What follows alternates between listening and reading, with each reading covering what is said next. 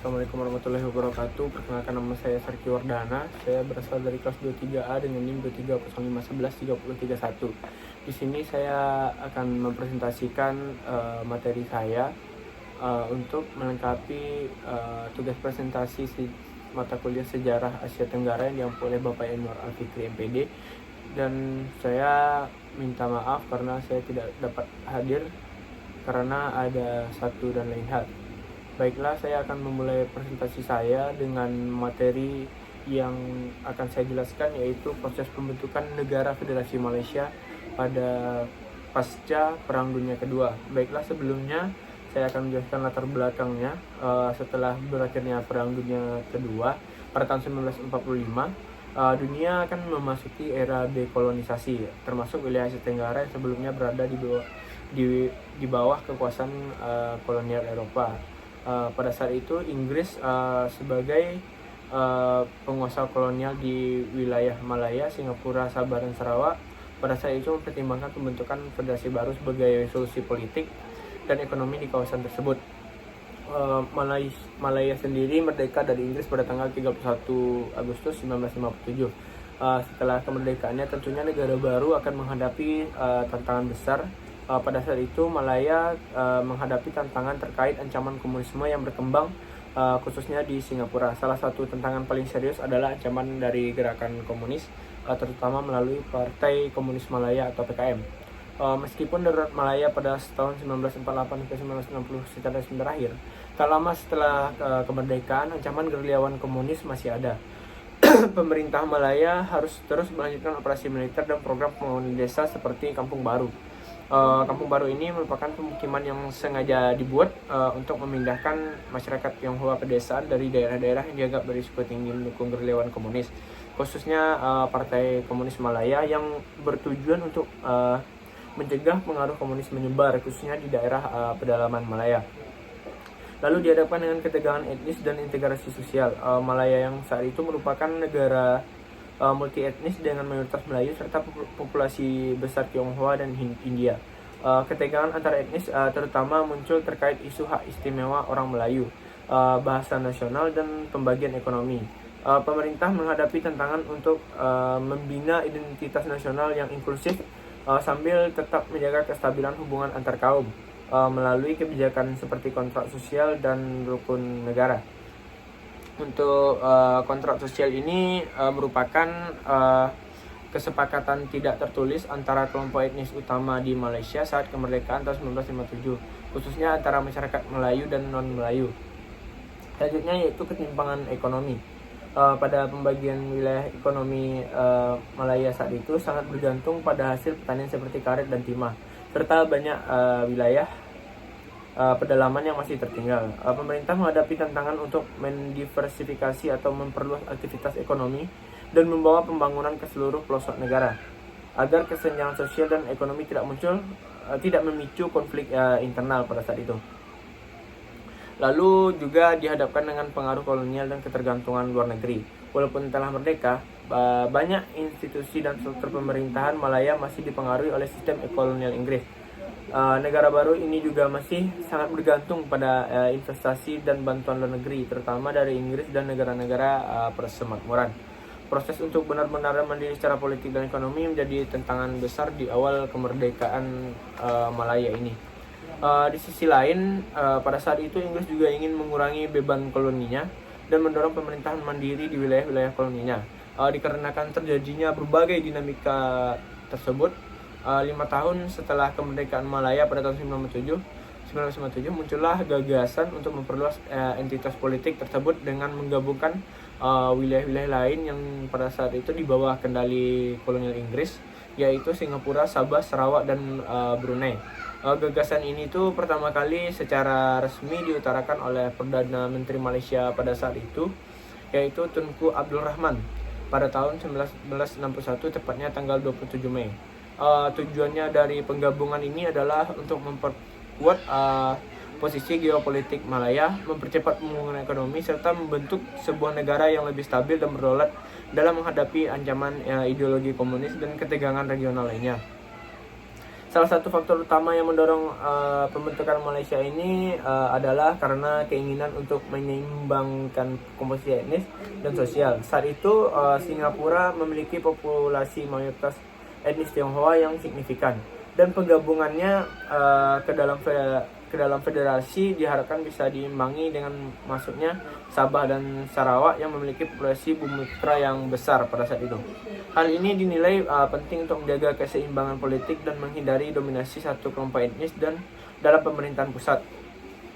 Selain itu, integrasi ekonomi antar wilayah juga diharapkan mampu untuk memperkuat pertumbuhan dan pemerataan pembangunan di seluruh federasi. Namun tentunya dalam setiap dalam setiap proses pembentukan Federasi Malaysia ini tidak berjalan tanpa tantangan. Pada saat itu tuh ada dua negara yang menentang gagasan ini, yaitu pada saat itu ada Filipina yang menentang integrasi Sabah ke dalam Malaysia karena mengklaim wilayah tersebut sebagai bagian dari negaranya, yang mana daerah tersebut memiliki hubungan sejarah dengan Filipina melalui Kesultanan Sulu. Kesultanan Sulu ini merupakan kerajaan Islam yang dulunya menguasai Filipina Selatan dan Sabah. Dan selanjutnya negara yang menentang ini yaitu Indonesia di bawah pemerintahan Presiden Soekarno melakukan penentangan dan penolakan dengan melakukan konfrontasi, yaitu yang disebut pada saat itu konfrontasi Indonesia Malaysia pada tahun 1962 sampai 1966. Dan pada tanggal 27 Juli 1963, Soekarno menyampaikan surat keras kepada rakyat Indonesia untuk menentang pembentukan Malaysia. Muncullah seruan pada saat itu yang dikenal dengan Ganyang Malaysia, yang berarti hancurkan Malaysia. Kalimat lengkap dari pidato tersebut adalah, kalau kita lapar itu biasa, kalau kita malu itu juga biasa, tapi kalau kita lapar atau malu karena Malaysia, Ganyang Malaysia. Pada saat itu Soekarno mengeluarkan itu karena Soekarno menganggap pembentukan Federasi Malaysia ini sebagai bentuk neokolonialisme Inggris di kawasan Asia Tenggara. Indonesia juga sempat keluar pada saat itu dari PBB karena Malaysia pada saat itu diterima sebagai anggota tidak tetap PBB. Soekarno menentang hal ini karena saat itu sedang terjadi ketegangan militer Indonesia-Malaysia yang konfrontasi tersebut, dan Soekarno menganggap itu bentuk keberpihakan PBB kepada Malaysia. Jadi Indonesia memilih keluar secara sepihak dari PBB pada saat itu. Walaupun banyak tantangan yang dihadapi oleh Federasi Malaya ini untuk membentuk Federasi Malaya tersebut, melalui pendekatan diplomasi internasional dan dukungan dari negara-negara persemakmuran, pembentukan Malaysia ini tetap dilakukan. Namun di sisi internal juga ada mendapat penolakan dari berbagai masyarakat lokal. Pada saat itu untuk wilayah Sarawak dan Sabah, pada saat itu masyarakatnya khawatir akan kehilangan otonomi mereka. Oleh karena itu, sebelum penggabungan dilakukan, dibentuklah beberapa komite seperti Komite Cobalt tahun 1962 dan Komisi Intergovernmental atau IGC untuk meninjau keinginan rakyat dan merumuskan syarat-syarat integrasi, termasuk otonomi dalam bidang agama, pendidikan, dan imigrasi bagi Sabah dan Sarawak.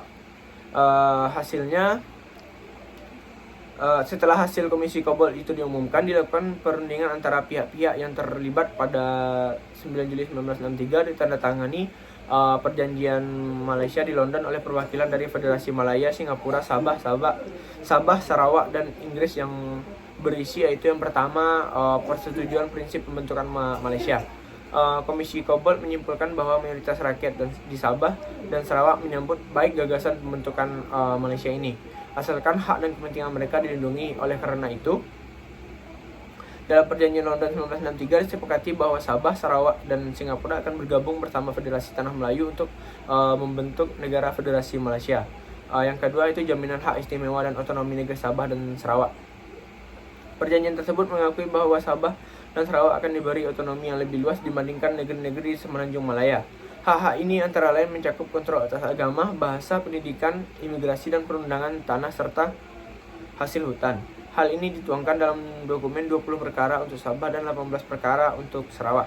yang menjadi lampiran prinsip dalam perjanjian tersebut. Yang ketiga yaitu pendirian komisi antar pemerintah yang biasa disebut Intergovernmental Committee atau IGC.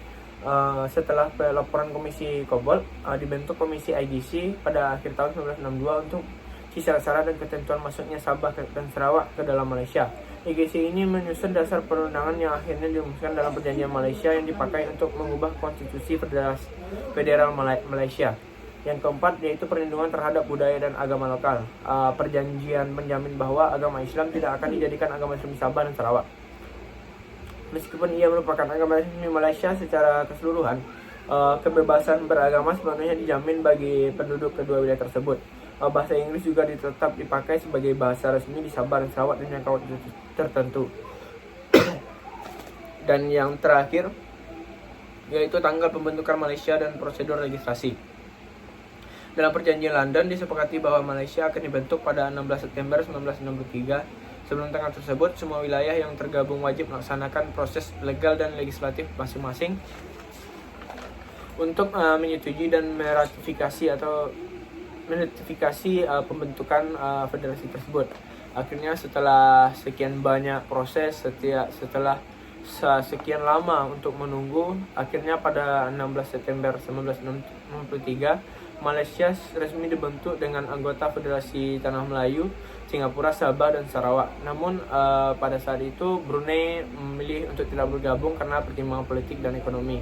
Sementara itu Singapura yang awalnya bergabung kemudian keluar dari federasi pada tahun 1965 karena ketegangan politik dan perbedaan ideologi dengan pemerintah pusat. Meski demikian, pembentukan Malaysia menjadi tonggak penting dalam sejarah regional Asia Tenggara sebagai simbol keberhasilan integrasi multietnis dan regionalisasi di tengah tantangan global. Baiklah, cuma itu materi yang dapat saya sampaikan. Mohon maaf bila ada kesalahan. Billahi taufiq wal hidayah. Assalamualaikum warahmatullahi wabarakatuh.